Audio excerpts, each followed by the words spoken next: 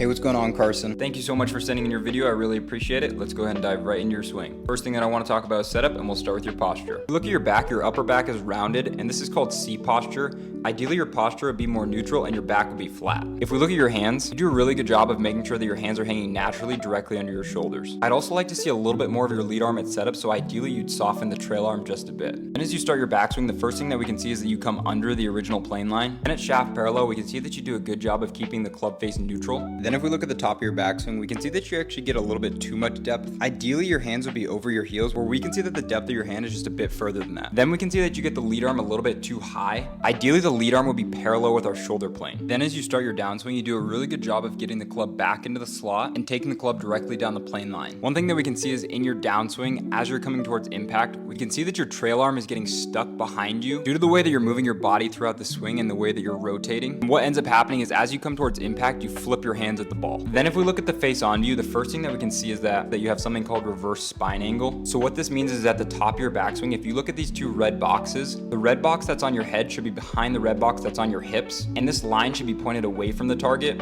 Whereas we can see at the top of your backswing, your head is in front of your hips, and this line is pointed towards the target. Another thing that we can see is that you hang back a bit in your downswing. So if you look at this red line that's at the front of your hips, you should be closing this gap between you and this red line. Whereas we can see that you don't close the gap and you end up hanging back a bit. Hopefully that helped. If anybody else would like a swing analysis just like this, comment or DM the word swing, and I'll do one exactly like this for you too.